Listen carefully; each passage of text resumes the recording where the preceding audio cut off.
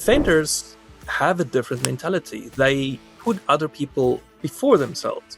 They care about other people. What is the personal thing that drives you on this journey? If you don't wrangle it, it's going to wrangle you. So you actually had a real life experience on risk mitigation in a variety of ways. There are systems that are built to keep people alive. And once you understand how these systems work and why they exist, you can apply that anywhere. In the coming years, probably less than a decade, it looks like we'll probably have 1 trillion AI agents. It's important to understand the consequences of technology. Deep in the digital shadows, where threats hide behind any random byte, a fearless crew of cybersecurity warriors guards the line between chaos and order. Their epic battles, rarely spoken of until today. Welcome to the Defender's Log, where we crack open the secrets of top security chiefs, CISOs, and architects who faced the abyss and won. Here's your host, David Redekop. Welcome to another edition of the Defender's Log. Francois, welcome. Hi, David. It's been a long time coming. I really am looking forward to this episode. I think the world has a lot of value to extract from what's between those eyes. Yeah. And I've known you long enough to know that you are a willing participant in sharing the knowledge, sharing the wisdom. Francois has been my business partner in ADAMnetworks for a number of years now. And he comes to us with a intuitive defensive posture about all aspects of life. So I wanted to just make sure that we had some time with you today to have the world get to know you if they're interested. Because if they see the folks that are operationally involved in what we do, then hopefully it will inform their lives and their businesses and their operations to also adopt some things that are worthwhile. We all know that in the world of defense, you can spend an unlimited amount of time and effort. And the question is always how much of that actually has a return on investment in this life Right. or in the next, Right. for that matter. And so that is the constant assessment that I've observed you doing over the years, that there are times when you really got to go deep. And there are times when you just got to let that part go because that has no impact. So anyway, tell us a little bit about your background. How did you even get into this mind space of having that posture?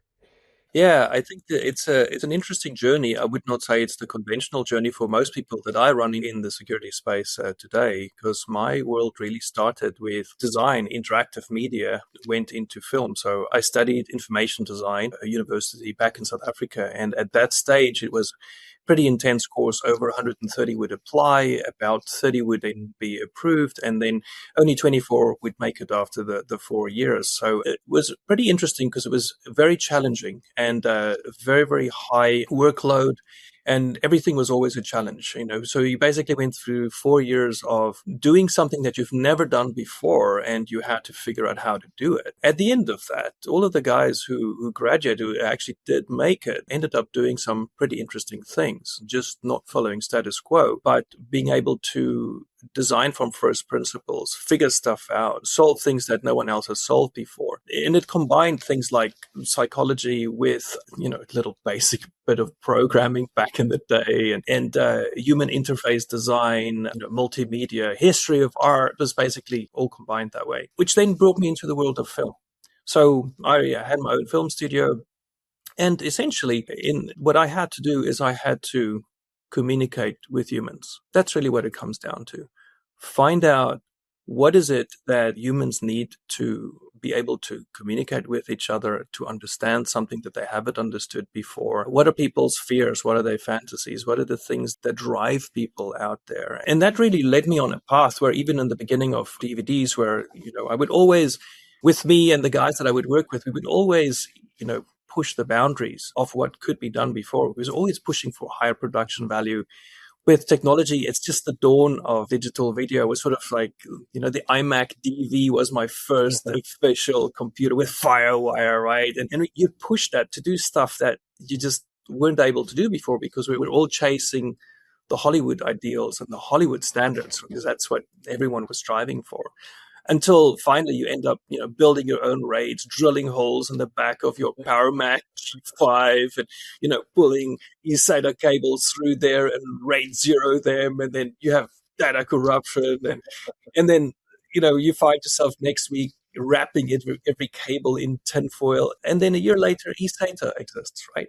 So we were always pushing the envelope to get stuff done that weren't being able to be done before. But then that led into this world where I connected with a guy called David Redekop. You might know him. I heard you not mention SCSI in your iteration. Yeah. Oh, I mean but that was part of your world too. Yeah, well, a Firewire 800 sort of like pushed SCSI out of the mix. So, Firewire 800, I mean, that was the meow back then. I still have some of my original cables, and the smell of the cables, they still smell the same, that same plasticky smell.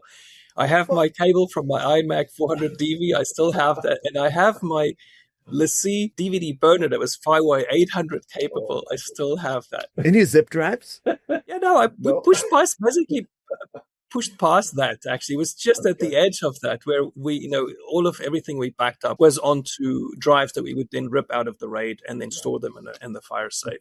So, yeah. Wow. So you actually had a real life experience on risk mitigation in a variety of ways. Right? Because for you, it wasn't just risk mitigation on the intellectual property front. It was also risk mitigation in logistics, planning that could go sideways, but risk mitigation about the tech yourself that you're using and building resilience into the tech. Right. And I noticed you brought a lot of that with you. Is there any standout of what you brought with you, or was that just part of your intuition anyway? Well, no, look, if you're not going to make the deadline delivering something on a TV series, and that means the end of your studio, right? You spend 70 grand on a shoot, which back then was a lot of money. And for the size that I was operating in, was a big risk. People were risking their lives in helicopters to get the shots, including my own. And then you come back home and, oh, shoot, I didn't properly capture that data. And, this footage never got transferred. So the data wrangler in the team is the person that you almost trust more than anyone else on it, because if that data never made it to the edit suite, that's 70 grand down the toilet, and will you ever get those shots again? So it touches you, and when it touches you to that level, you make sure that you do have resilience. And I think another thing is I've done a few sports like diving and a little bit of not extended range, but technical diving and so forth, where there are systems that are built to keep people alive.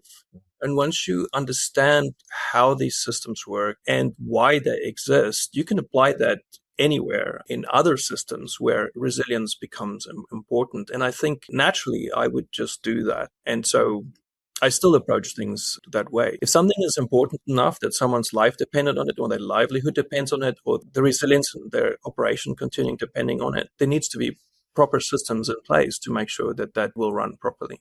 Right. I remember doing actuarial science work, and if you had flown in a helicopter, there was a very specific risk attribute that we would apply to your life insurance application. Or if you'd ever gone skydiving, for example, right? Yeah. So you must have had some quite crazy helicopter stories. Tell us your craziest helicopter story. Well, I thought we were going to talk about cyber. Well, I guess we'll get there. No, I'm checking to see if I can apply for a life insurance policy on you. So you first have to tell me the craziest helicopter story. Okay, so the craziest helicopter, well, there's really two. But one, we were actually in the Niagara Gorge flying with Niagara helicopter at the time. This was one of the first H Factor episodes that we did. And we were literally in a helicopter flying underneath power lines so low to the water that the water was busy blowing up onto our equipment.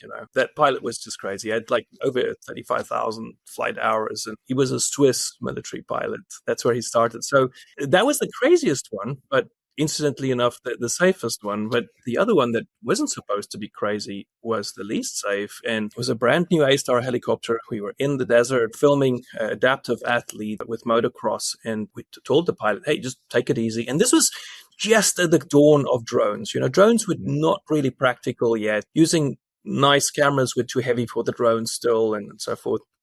I told them, then don't go too crazy. We just follow and just track along with the rider and we'll get our shots. And then once we've got those wide shots, then we'll get close and fly a little lower and everything. I'm watching the monitor, and the next thing I know, I just like feel the helicopter almost like sliding sideways, because they took a turn as the bike went under us and then turned, and I feel the whole helicopter tilt, but you're inside the monitor. And once, as a director, once you're in the monitor, this is where you are. You shut off to the world outside because your job is to find out that what the camera is capturing is the right image. And I just feel that there's like some G-force. And then the next thing I know, I'm looking at the camera, I'm seeing these tumbleweeds coming past the camera on the monitor. And I look outside the helicopter and it's right on eye level. Cacti and stuff is right on eye level with me. And then this helicopter just like pulls up like this, and there's just alarms going, and brand new helicopter, and the pilots are cussing at each other and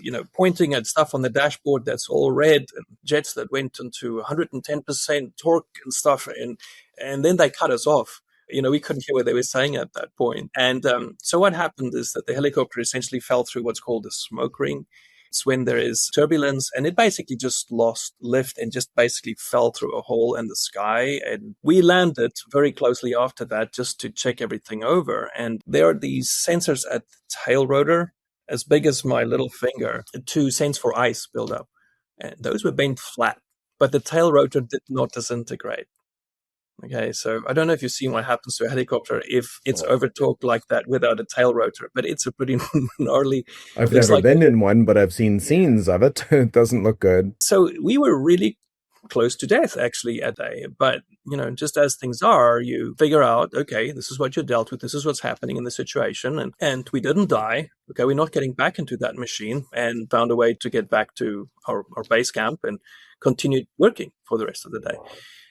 But that day, I sort of made a decision. So, you know what? If we could use technology to not have to put lives at risk, then we should definitely do that. And we actually, since then, drones picked up, and we've never done since then. It was just drones going forwards at that point. So, what a story! And that reminds me of how we have so little visibility of what happens in the airspace. I remember going through flight training and the instructor telling me that if you could food color the sky, you would never fly, because the currents that happen in the air, the mechanical and non-mechanical turbulence mixed together, the closer you get to the ground, the weirder it becomes. Yeah. And so at that time, I remember him reminding us regularly, because we were learning to fly powered paragliders. And he would always tell me that height is your friend. Altitude is your friend. The closer you get to the ground, the more dangerous it becomes. Right. Because if you're in a parachute, I'm guessing the same in a helicopter, if you have the height, then you have room to... Yeah. So that makes sense. Wow. Yeah. Yeah. Well, I'm glad you're not doing that anymore.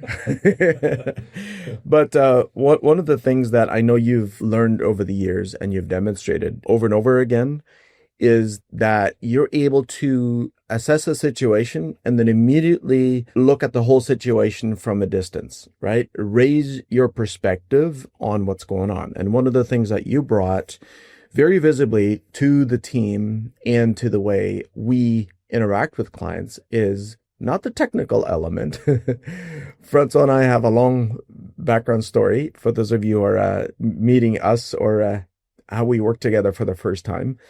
And I was always involved on the technology part, but the element that Francois brought to the team, to the product, to our interaction was really the human element. And tell us a little bit about how you got to that place, because it's so important. Yeah. I think, since I started working, it doesn't matter what field it was, I've actually always been working with humans. And moving into the cyber world, that's what I did. So a little bit on the backstory of how we connected, so the listeners will understand that too, is that I was actually doing a documentary project on the addictive properties of pornography. And as I was doing that, David had the beginnings of DNS Thingy back in the day, which was the origin of that was for content protection. And so we connected through mutual connections through a church or something like that. And very quickly, as I learned what you were busy doing and I saw the consequence of that, I realized that this is significant. This is important. But you were dealing with the technical part, and then the developers dealing with the technical part. I was dealing more with the human aspect of it. How does this technology actually influence people? And so later on, David came to me, and it was needed for me to communicate what the technology was doing to humans so that they could understand. Because he was sitting with a new technology that does something that no one else has done before. I mean, the philosophy or the idea was kind of cool, but people abandoned it because default denial just was not practical, right? So everyone abandoned it, moved into focusing on detection, advanced detection, real-time detection and stuff, and next-gen firewalls. It's sort of like everything moved, but you kept going until you finally got something that was working, that was unique. People needed to understand what it actually does. What does this thing do? But for me to do that, I had to understand technically what it does first. So I had to immerse myself in the technical, which is not new for me. It's always like that. Make sure that I have the ability to understand something that you've never understood before, even if it's to the level of Lego blocks. You don't make the Lego, but you can use the Lego to build stuff. Right? I don't know all the technicalities of how a microwave works, but I can definitely cook stuff in it. Right? And so the more you understand the things, the better you can cook. And but so that concept, once the Lego block is understood, you can build with it. And so at some stage, as I was going through this, I kept hunting for what's consequence, because for me, one of the biggest drivers is not what does the technology do. I mean, that's cool, that's shiny, that's whatnot, but what is the consequence of this technology? How does this change someone's life? How does it make their life better or worse? And now you can actually understand, how to deal with this. So anyhow, on this journey, I'm understanding what's the beginning of what now has grown into zero trust connectivity. I look at the beginnings of this and I go, hold on, this actually means you get to press a button and suddenly pornography just doesn't exist anymore for people who don't want to access it, or malware doesn't exist anymore. Oh, hold on, phishing, just because you're in default deny all world, click on this link, nothing happens because it's denied by default. So I realized that, hey, you get to press a button and reset the internet. And when that light bulb went on for me, that was a massive, massive shift where I realized, no, this is significant. This has existential impact. This has eternal impact on how technology is going to be shaping people's character.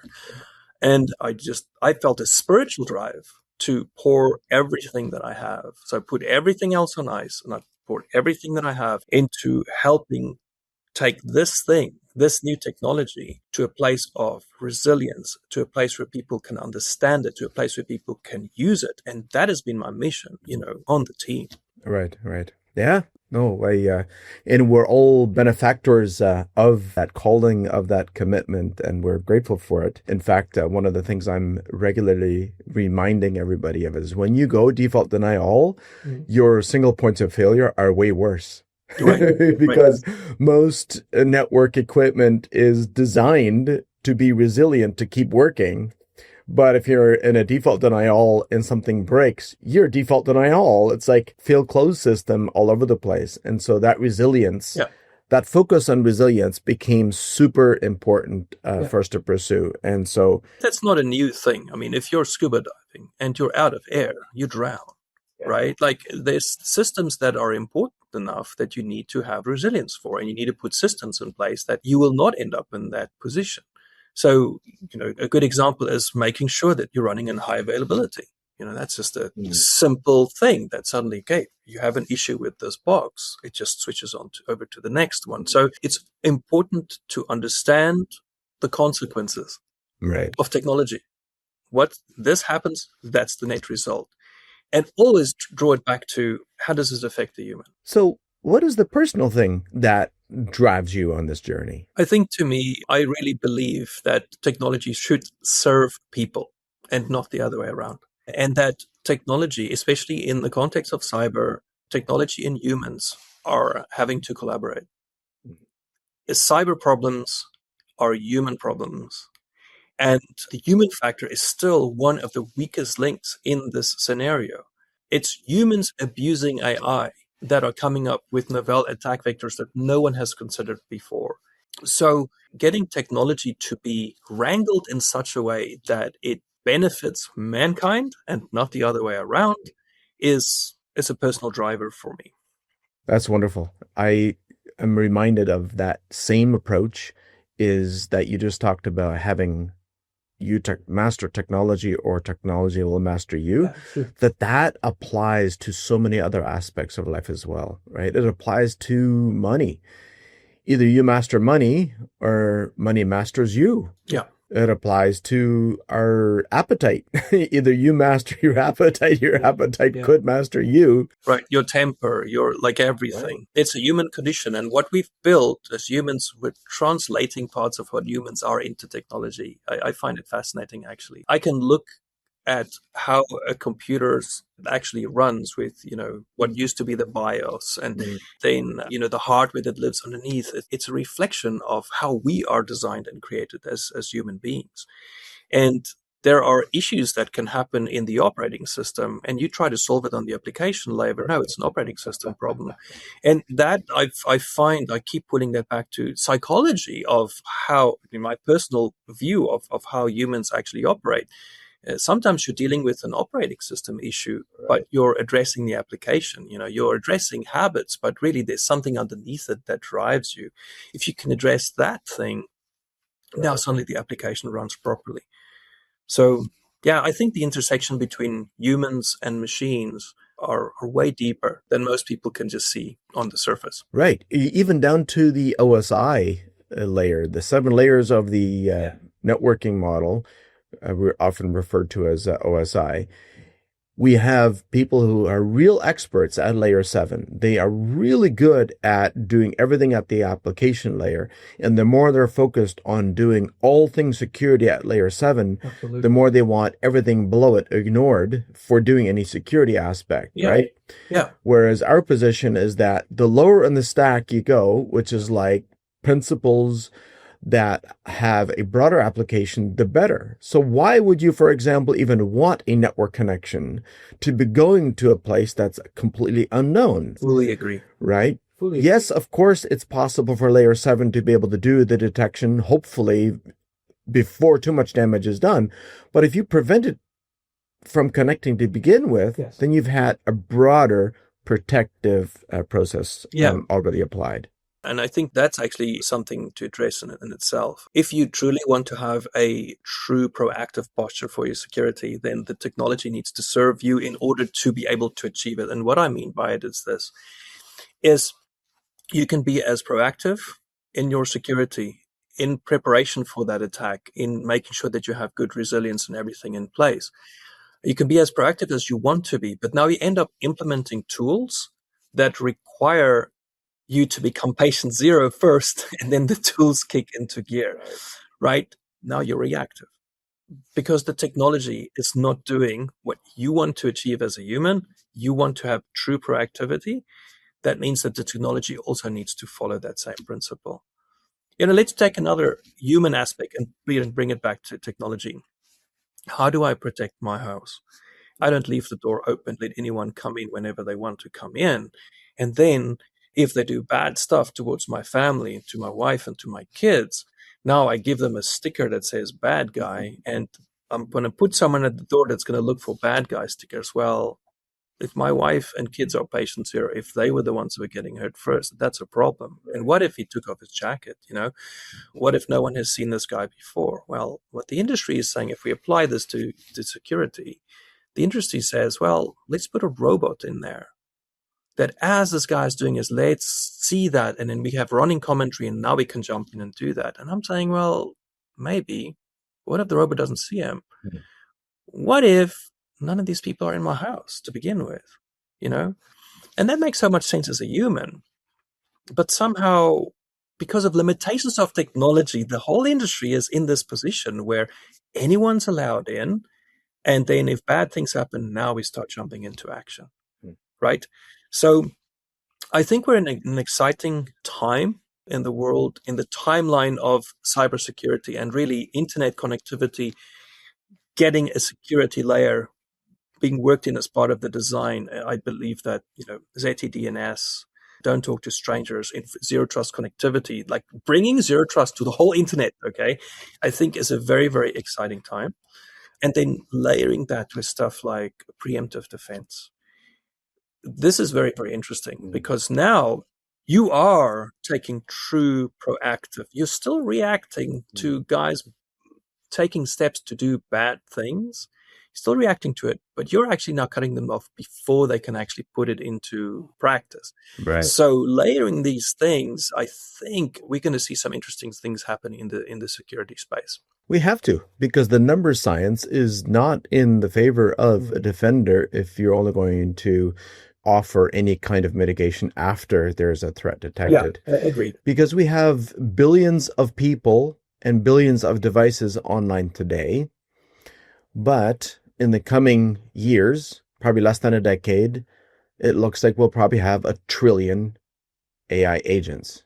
So talk to me about how you foresee the proactive security model being even more important in that coming trend. Yeah, and you'll notice I use the word true proactive because the idea of if I am proactive in preparing for it, but you don't use true proactive tools, then you're still reactive, even though you want to be proactive. So that's why I'm putting the word true in there specifically. So, okay, I think there's something that's important to see, and that is what happened with deepfakes.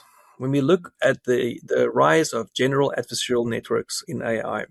And so for those of you guys that aren't really into GANs, adversarial networks, the idea is that you have a creator and a discriminator, okay? And so though this one creates an image and the discriminator goes, no, I can see that that's AI, try. And then this one tries again. You put these two against each other, and now you have this automated process where you're essentially, beating the creator into creating the perfect object, okay? Now, in our world where NIST CSF and how it's been applied in the industry, where you govern through the process, you identify, protect, detect, respond, recover, right? Most of the guys have put their energy onto the detection phase and also subsequently have put AI onto the detection phase, all right? Now, let's see what the adversaries are doing. And by the way, I just saw a figure the other day that it's almost like 4,000 times more used in adversarial context, agents versus what is actively being used in defense today. Let's leave that for what it is. But anyhow, so here's what the bad guys are doing. They are using AI to create the malware. They are using AI to do detection evasion. And they're now using it to come up with this strategy. This is new, okay? And so what's happening is you're essentially pitting the bad guys as AI against the good guys, and they're using the good guys' AI to say, hey, let's check on this detection evasion. I know I need to evade the detection if I'm going to attack someone. So that's just part of the strategy. It's just, I know there's going to be defenses. I know I need to not be caught out if I want to snoop around and steal stuff, or I want to encrypt stuff, or I want to, do surveillance or whatever it is. I know I need to not be caught out. So the new malware or the new attack basically are using the good guys' AI in order to perfect that attack. And so what you have here is that the bad guys are now the creator and the good guys are the discriminator. You've essentially created a general adversarial network across the industry between the defenders and between the adversaries. So how's this going to go? Just like in deepfakes, you will get images that look perfect. And so there will be attacks that no one has seen before, that no one has thought about, and they're going to be coming a lot faster than they've been coming. So the idea of getting away with a reactive security posture is going to fail more. It's failing now already, but I believe it's going to fail more. And so the only way, in my mind, how do you solve it is to say, well, no, these guys don't get to come to my home. I invite the people that I want to be there when I want them to be there. And so now suddenly I'm dealing with a much smaller problem than everything that potentially can go bad out there in the World Wide Web, which, we can affectionately call the universal threat ecosystem. Right. You don't have to deal with that. You only need to deal with what you actually need to work with that initiates from you, from your authenticated devices, from your authenticated users, to verified good destinations and connections. And now suddenly you're sitting with a much smaller problem than what you've sat with before in the past. And you don't have to see them coming. You don't have to see them doing their bad thing before you jump into action. You've jumped into action before the bad thing happened. And I think that shift it's an exciting shift, but it is a mind shift for the industry. Wow. Infoblox has reported in the past that 86% of new domains are registered with malicious intent. And as far as we know, those domains have still been registered by human beings that are behind that are actually choosing to register these domains. So once that aspect is automated to where AI is doing this, I could just see that problem continuing to not get easier to tackle unless you take the default denial approach. They're doing a good thing. I just picked up yesterday that they actually now have a preemptive defense that they, building into their system, which is wonderful, which means that you're still going to be looking for the guy who looks like he's going to be a bad guy before he gets to your house. And I'm like, yeah, that's absolutely great. Keep doing that.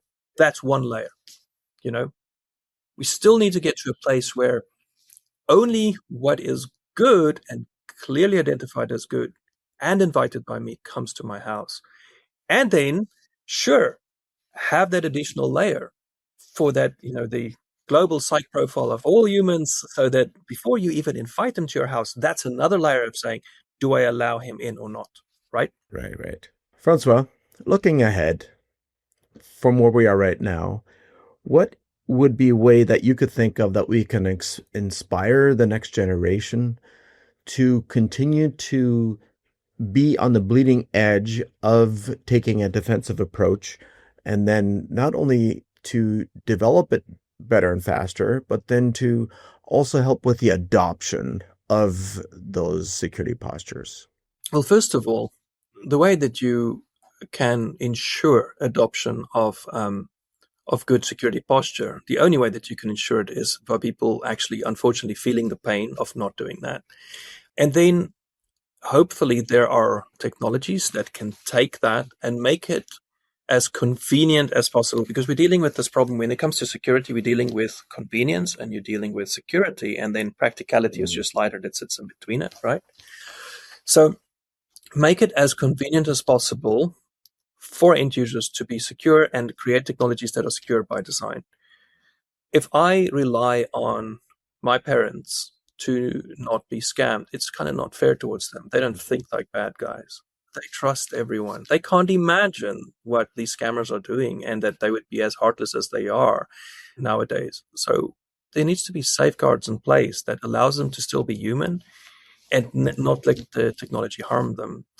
And the same is true for a younger generation. We're not just talking about cyber threats when we're talking about a younger generation. We're talking about how engaging with technology shapes the development of your brain.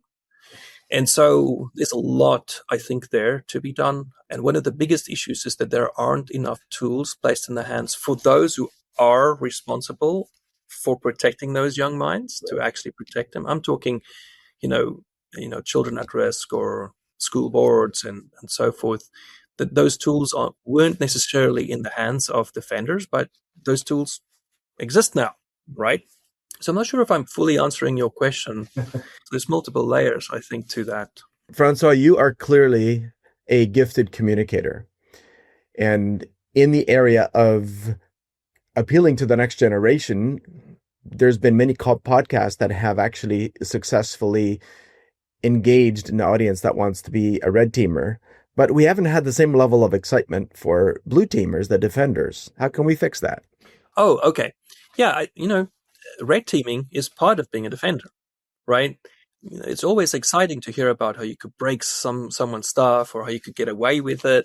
I think the reality is that people that actually has this sheepdog mentality that can protect the sheep, it's not everyone that's like that, Defenders have a different mentality. They put other people before themselves. They care about other people. They care about consequences to other people. And I think if we want more people in that realm, then that's the aspect in human nature that I believe that needs to be awakened, is to see the value of protecting and being selfless almost with it in your application of technology. And don't get me wrong. I mean, the idea of defending and being better than the bad guys, that is awesome.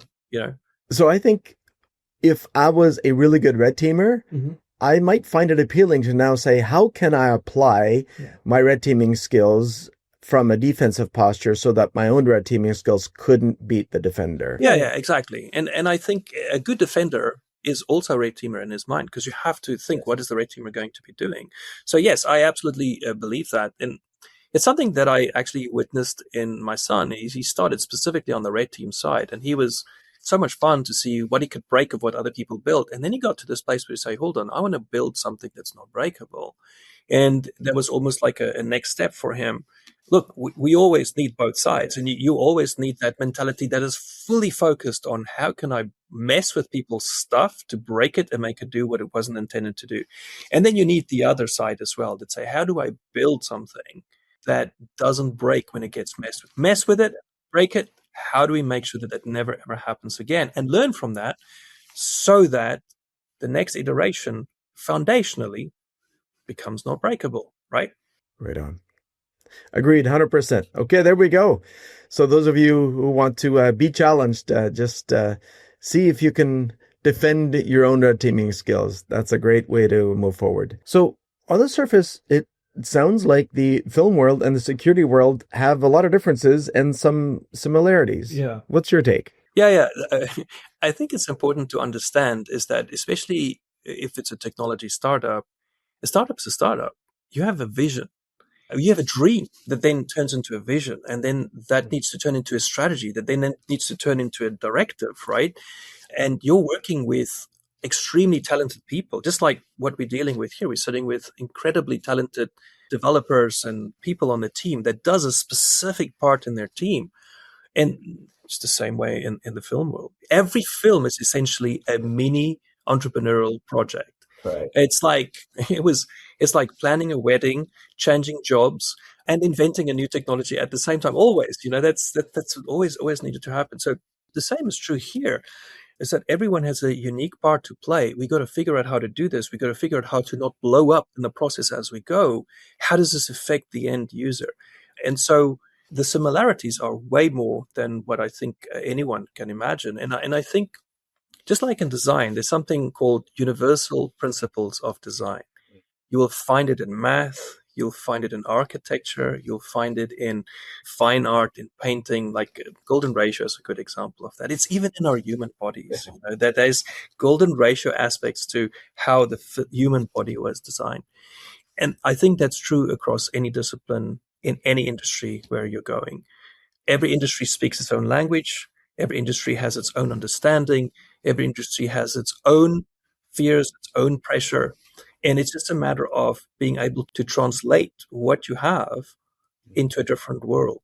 And it's really the same world. Awesome. So glad to have you, Francois. Any last piece of wisdom that you wish to share? I think a last piece of wisdom to share is that it's up to us to master technology in every aspect. Everything dangerous that have come to humans generally come in the package of convenience, right? And generally doing stuff that's good for you, health-wise, security-wise, generally has a level of inconvenience to them. And I think our challenge is to find the balance between that, because there's a point where security can become so inconvenience or so strong on the inconvenience side of the scale that people abandon it, or that they feel that it's just not practical anymore, and then they just throw in the towel, right? And this is on the other side, convenience comes in, and you're saying, oh, great, I don't mind that my AI agent gets to, read all my emails and book all my flights, and that gets to talk to whoever it wants to, and you just do a simple prompt injection, and boom, you've just exfiltrated all of your intellectual property or something that's, PII of people that you're supposed to be protecting if you're a medical practitioner, whatever, and suddenly that just gets pumped out to the bad guys. I think it's very, very important to approach convenience with caution and say, how do I understand the technology? And if you don't understand it, put people around you that does understand it. And how do I actually secure this technology? Get stuff to work, get it optimized, get it secured. Don't go to the optimization point without the security part. Needs to be part of the design in the very beginning. of everything that we implement. And I think if we do that, then AI definitely has a great place in our lives, but it needs to be wrangled. If you don't wrangle it, it's going to wrangle you. And let's not be patient zero. Thank you, Francois. We'll see you again. Okay, good. Thank you. Bye-bye. Bye. The Defender's Log requires more than a conversation. It takes action, research, and collective wisdom. If today's episode resonated with you, we'd love to hear your insights. Join the conversation and help us shape the future together. We'll be back with more stories, strategies, and real-world solutions that are making a difference for everyone. In the meantime, be sure to subscribe, rate, write a review, and share it with someone you think would benefit from it too. Thanks for listening, and we'll see you on the next episode.